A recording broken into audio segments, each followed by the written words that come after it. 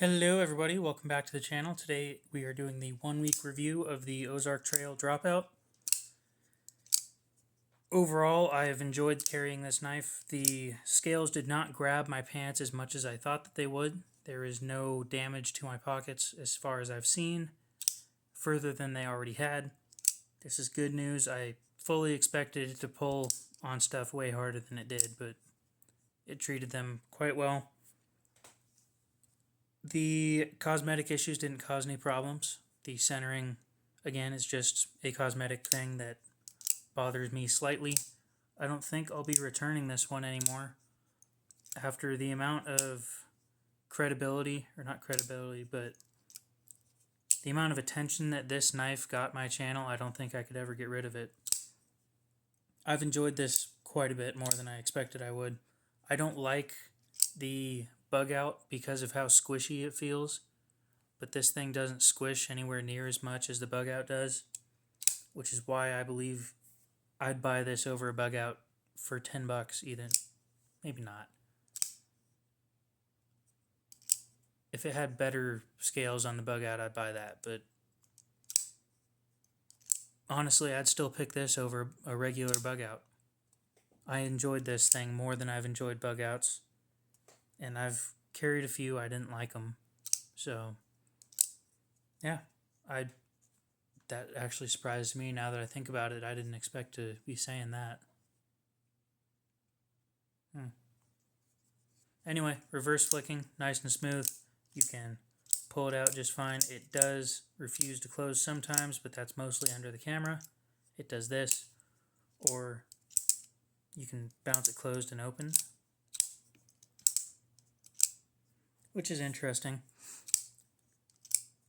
I've already explained everything else about this thing. Factory edge was able to cut through paper towels just fine. I've been sitting here redoing this video a few times, and it's just fun to drag the blade along and slice through paper towels with no problems. I've never tested this with a knife that I've owned until now. And this is after a week of carrying it. It's still the factory edge, but a week of carrying this thing. It's still so sharp. It's insane. I'll say that I officially do recommend this thing to anybody who wants a cheap knife and doesn't care about knives all that much compared to how much I do. It's just so fun. It's smooth.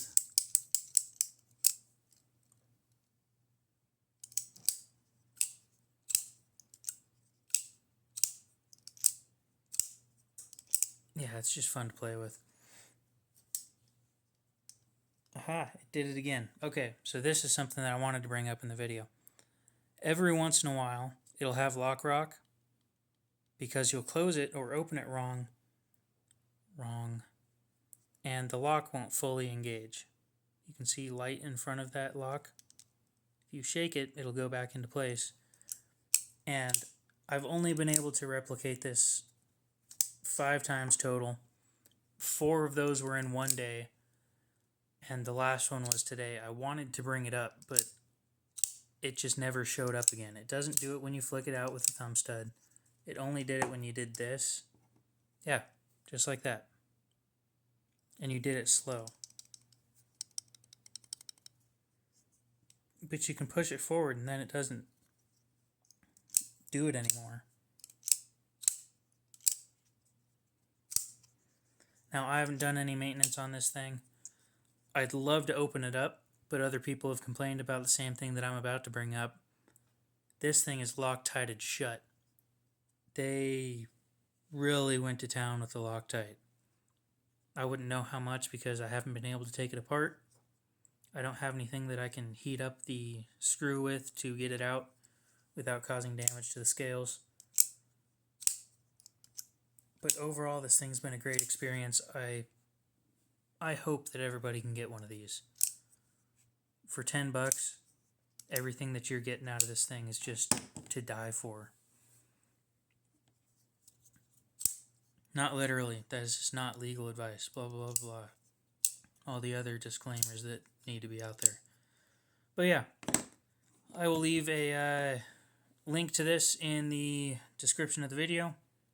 I hope you enjoyed the video. We will see you in the next one, and have a great rest of your day.